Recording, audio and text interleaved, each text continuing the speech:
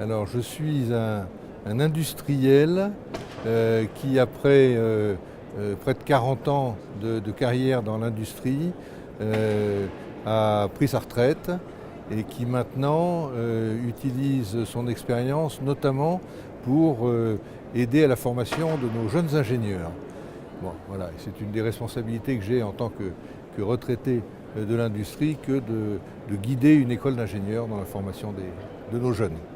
C'est une volonté que vous avez eue ou c'est un événement qui est arrivé comme cela?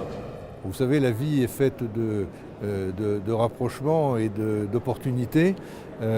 À la fois, j'avais eu l'occasion de m'intéresser à la formation des jeunes il y a quelques années.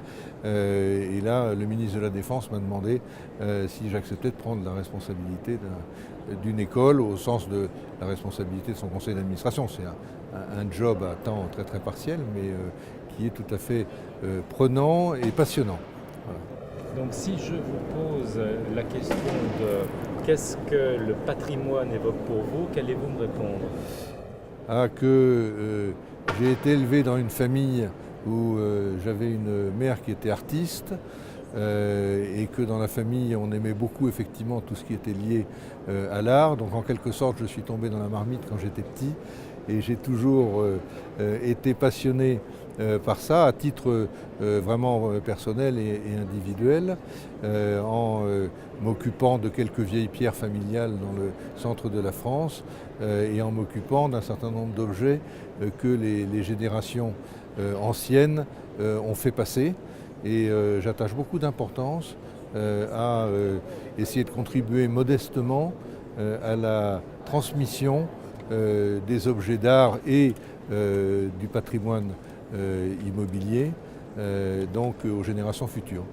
Je crois qu'on vit dans un monde où tout s'accélère et le risque c'est qu'on ne prenne pas le temps de faire transmettre le patrimoine et que se développe une culture du jetable et que face aux contraintes de la maintenance du patrimoine, on ait tendance à laisser un petit peu tomber cette affaire-là.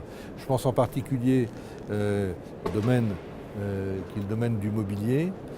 Aujourd'hui, garder dans des appartements modernes surchauffés des beaux meubles du 18e en marqueterie, c'est très difficile.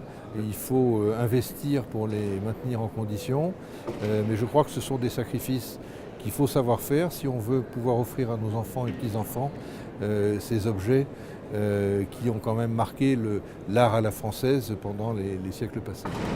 C'est très touchant de pouvoir penser aux générations futures. Bon, écoutez, je ne sais pas si c'est particulier. Je pense que si on peut se rendre utile dans la vie, une bonne manière, c'est quand même d'essayer de travailler pour les générations futures. Monsieur, je vous remercie. Je vous en prie.